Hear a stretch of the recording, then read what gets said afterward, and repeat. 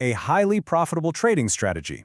Now that's a direct quote, and it's how one man described his actions right after he drained over $100 million from a crypto exchange. So was it just a brilliant move, or was it flat out illegal? And that question, it really gets to the core of a massive headache in DeFi, right? We're talking about this super blurry line. Where does a clever exploit end and a federal crime begin? And believe me, that line is being drawn as we speak. So today, we are diving deep into something called Oracle manipulation. It's this one specific vulnerability that's been the key to unlocking some of the craziest, most dramatic heists in the history of crypto. All right, let's get into it. First, we'll look at that profitable strategy claim. Then we'll break down the Oracle problem, walk through an attack step by step, check out the tech arms race it started, and finally, wrap up with the crime and consequences. So to really get how these huge exploits can even happen, we've got to start with the basics. We need to talk about this one fundamental weakness in DeFi. You could even call it its Achilles heel, and that is the Oracle problem. Okay, so think of a blockchain like it's in a sealed-off room. It's totally secure, but it's also completely blind to the outside world. It has no idea what the price of Bitcoin is, or what the weather is like, or who won the big game last night. To get that information, it needs a messenger, a bridge to the real world, and that's exactly what an oracle is. Right. So a lot of these DeFi platforms have these things called perpetual swaps. It's kind of like a futures contract, but with a twist. It never expires. Now here's the part you really need to remember.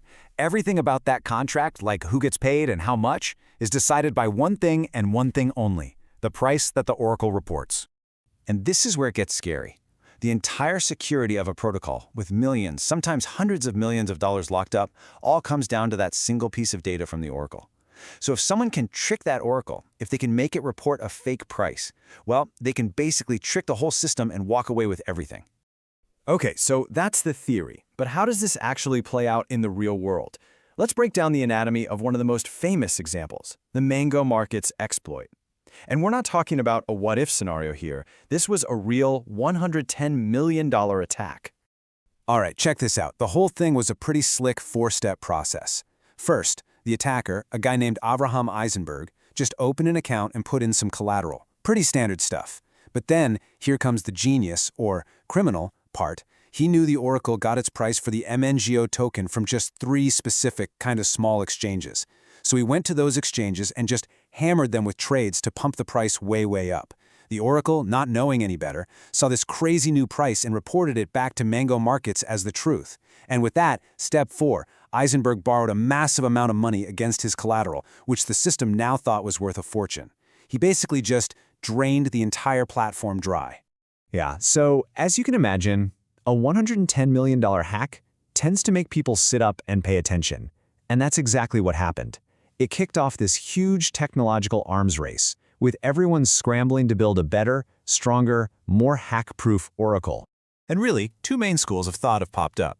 You've got your third-party oracles, like the big one, Chainlink. Their whole idea is to have this big, decentralized network of independent people who get paid to report data and get penalized if they lie. Then you've got the other side, first-party oracles, pushed by projects like API3. They say, why have middlemen at all? Let's just have the actual data sources, the API providers themselves, run their own Oracle node and send the data directly.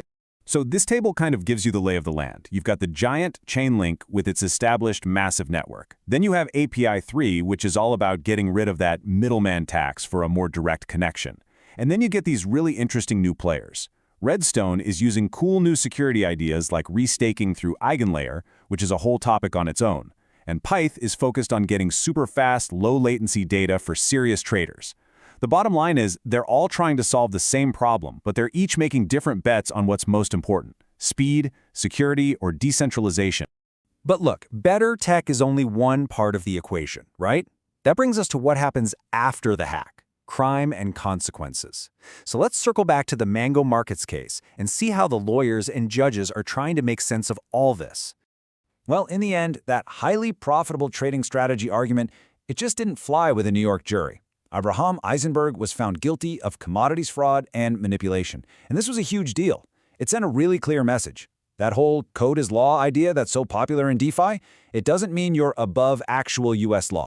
All of this chaos and legal gray area has definitely lit a fire under lawmakers. Now you've got proposed laws like the Clarity Act. And the goal here is pretty simple. Create a clear rulebook.